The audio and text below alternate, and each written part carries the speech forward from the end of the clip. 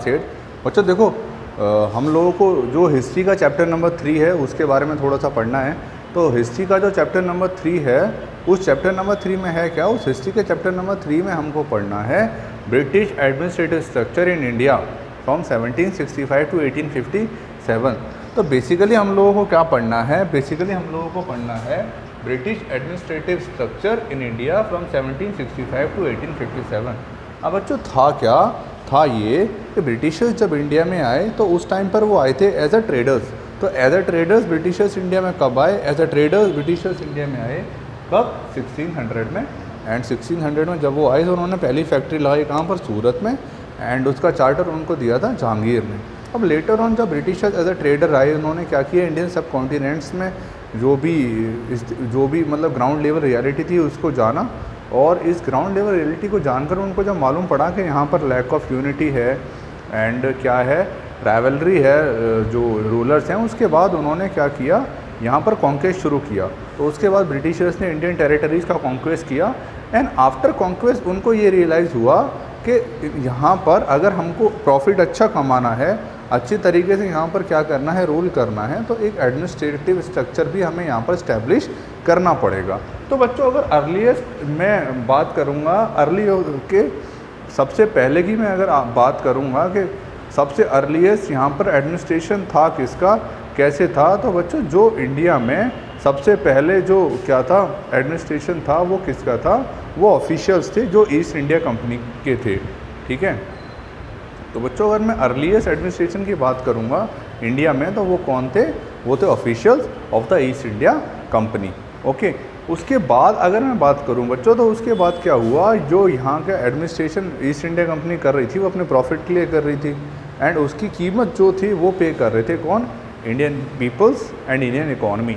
Okay, कैसे पे कर रहे थे कि बच्चों ब्रिटिशर्स तो जो ईस्ट इंडिया कंपनी के ऑफिशियल्स थे वो तो सीधे बोल देते थे कि आपको इतना रेवेन्यू देना है। ओके, सपोज़ अगर आप 100 kg जो है वीट ग्रो कर रहे हो तो 80 kg हमें दे दो, और मोर देन 80 kg। उनको ये मतलब नहीं था 20 kg में ये लोग सर्वाइव कर पाएंगे नहीं कर पाएंगे, बेसिक नीड्स फुलफ़िल कर पाएंगे नहीं कर पाएंगे। ओके, उनको मेन मोटिव था कि उनका जो प्रॉफिट है वो सबसे ऊपर कैसे बना रहेगा, बस उनको क्या था, उनको बस वही चीज़ चाहिए थी। अब बच्चों उसके बाद हुआ क्या, उसके बाद हुआ ये कि ये प्रोसेस चलता रहा। ब्रिटिशर्स ने क्या किया, अपना रेवेन्यू बहुत ज़्यादा इंडियन पीपल से लिया। रेवेन्यू के साथ साथ क्या था बच्चों, वो प्राइवेटली भी ट्रेड करते थे जो ऑफिशियल्स थे ईस्ट इंडिया कंपनी के। और वो लोग क्या करते थे, वो लोग फोर्स करते थे इंडियन आर्टिशंस को और जो भी इंडियन की स्मॉल इंडस्ट्रीज़ थी उनको क्या बोलते थे कि जो गुड्स हैं वो हमें बेचो, सिर्फ अपने गुड हमें बेचोगे लो प्राइस पर। और फिर फर्दर वो उन्हीं गुड्स को दूसरी कंट्रीज़ में क्या करते थे, मच हाइयर रेट्स पर क्या करते थे, सेल करते थे। अब इससे हुआ क्या, ग्रेजुअली ये जो प्रोसेस चलता रहा, इस प्रोसेस से बच्चों क्या हुआ कि 1770 में क्या था, ग्रेट फैमाइन आया बंगाल में। Bengal was the capital of British India at that time. उस फैमाइन में क्या था, millions of people, Indian peoples जो थे वो बच्चों डाइड हो गए। एंड उसका रिजल्ट क्या निकला बच्चों, उसका रिजल्ट ये निकला कि फिर ब्रिटिश गवर्नमेंट को ये रियलाइज़ हुआ कि जो मेथड्स हैं ईस्ट इंडिया कंपनी के वो कैसे हैं, मेथड जो हैं ईस्ट इंडिया कंपनी के वो बहुत ही ज़्यादा करप्ट और क्रूअल हैं। ओके, अब बच्चों उसके बाद फिर ब्रिटिश गवर्नमेंट ने क्या किया, उन सारे क्रूअल मेथड्स और करप्शन को रोकने के लिए रेगुलेटिंग एक्ट ऑफ 1773 वो लेके आई कौन, ब्रिटिश गवर्नमेंट। अब बच्चों इस रेगुलेटिंग एक्ट में क्या था जो 1773 में लेके आई थी ब्रिटिश गवर्नमेंट, उस रेगुलेटिंग एक्ट में ये था कि उस करप्शन और क्रूअल मेथड्स को रोकने के लिए उन्होंने क्या किया, यहाँ पर अपॉइंटमेंट किया किसका, गवर्नर जनरल का।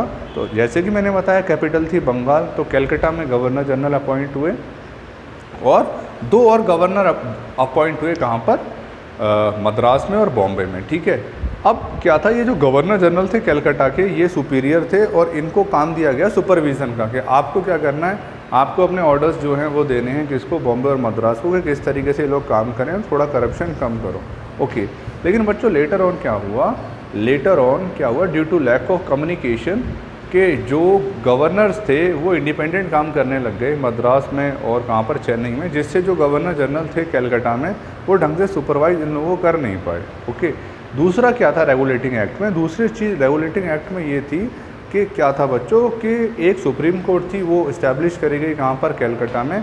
और सुप्रीम कोर्ट इस्टेब्लिश करी गई कलकत्ता में तो वहाँ पर एक चीफ जस्टिस रखे गए और उनके अंडर में क्या था बच्चों, 3 जजेस रखे गए। ठीक है, उसके बाद क्या था बच्चों, जो बोर्ड ऑफ डायरेक्टर्स थे किसके, ईस्ट इंडिया कंपनी के, उनको सीधे सीधे ये बोला गया कि आप लोगों को क्या करना है, आप लोगों को अपनी कंपनी की जो भी क्या है एसेट्स हैं, जो भी डॉक्यूमेंट्स हैं, वो ब्रिटिश गवर्नमेंट को शो करने हैं, ताकि ये मालूम पड़ सके कि ईस्ट इंडिया कंपनी जो है वो जितना रेवेन्यू देती है उतना पैसा ब्रिटेन में पहुंचाती है या फिर नहीं पहुंचाती। लेकिन बच्चों ये जो था रेगुलेटिंग एक्ट, ये ज़्यादा इफेक्टिव नहीं था।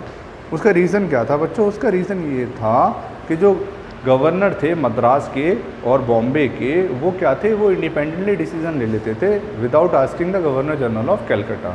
और उसका रीज़न वो लोग क्या देते थे, लैक ऑफ कम्युनिकेशन। क्योंकि बच्चों उस टाइम पर टेलीफोन वगैरह तो कुछ होता नहीं था, कुछ ईमेल वगैरह ऐसा तो था नहीं। तो अगर कोई कुछ चीज़ पूछनी है मद्रास के वाले गवर्नर को या फिर कौन से गवर्नर को, बॉम्बे वाले गवर्नर को कैलकाटा से, तो कैसे पूछेगा, किसी को भेजेगा वो वहाँ तक, अब वो कितनी देर में वहाँ जाएगा, फिर जो भी वो ऑर्डर देगा उसको लेके आएगा। तो इस लैक ऑफ कम्युनिकेशन का फ़ायदा उठा के वो लोग इंडिपेंडेंट डिसीजन लेते थे, जिसकी वजह से क्या हुआ, जिसकी वजह से बच्चों रेगुलेटिंग एक्ट जो था वो अल्टीमेटली फेल हो गया। ठीक है, और इसका रिज़ल्ट क्या निकला, इसका रिज़ल्ट ये निकला कि गैप हो गया था। इसका रिज़ल्ट ये निकला कि उनको एक और एक्ट लाना पड़ा जिसका नाम था पिट्स इंडिया एक्ट 10 साल बाद। ठीक है, तो बच्चों मेन चीज़ क्या है रेगुलेटिंग एक्ट में, मेन चीज़ ये है रेगुलेटिंग एक्ट में कि सुप्रीम कोर्ट इंडिया में इस्टेब्लिश हुई, एक चीफ जस्टिस, 3 जजेस, और उसके साथ साथ क्या था, उसके साथ साथ ये था एक गवर्नर जनरल कैलकाटा में, एंड एक गवर्नर जनरल के बाद 3 गवर्नर्स कहाँ पर, बॉम्बे में और